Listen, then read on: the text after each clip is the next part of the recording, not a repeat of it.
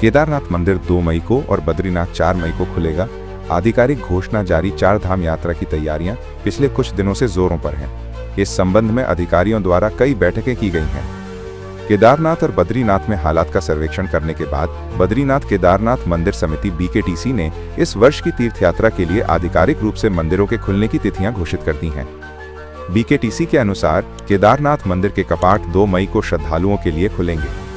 विशेषज्ञों की एक टीम ने शुक्रवार शाम को केदारनाथ पहुंचकर स्थल का निरीक्षण किया और अपनी रिपोर्ट सौंपी, जिसके बाद BKTC ने ये तारीख तय की। इसके बाद बद्रीनाथ मंदिर के कपाट 4 मई को खुलेंगे, जिससे 2025 की 4 धाम यात्रा की औपचारिक शुरुआत होगी। BKTC ने एक आधिकारिक बयान में ये भी बताया कि मद्महेश्वर मंदिर द्वितीय केदार 21 मई को खोला जाएगा, जबकि तुंगनाथ मंदिर तृतीय केदार भी 2 मई को खुलेगा। श्रद्धालु इन मंदिरों के दर्शन भी कर सकेंगे। BKTC के CEO विजय प्रसाद थपलियाल ने इस सप्ताह की शुरुआत में ऊखीमठ में मद्महेश्वर मंदिर के खुलने की तिथि तय करने के लिए कई बैठकें की। उन्होंने मां बाराही मंदिर, त्रियुगी नारायण मंदिर, गौरी माता मंदिर और गौरीकुंड जैसे कई महत्वपूर्ण मंदिरों का दौरा किया। साथ ही सोनप्रयाग में मंदिर समिति के गेस्ट हाउस का भी निरीक्षण किया। 4 धाम यात्रा, जिसमें यमुनोत्री, गंगोत्री, केदारनाथ और बद्रीनाथ शामिल हैं, हिंदुओं की सबसे महत्वपूर्ण और लोकप्रिय तीर्थ यात्राओं में से एक है। हर वर्ष हजारों श्रद्धालु इस पवित्र हिमालय यात्रा पर निकलते हैं, कठोर ठंड का सामना करते हुए।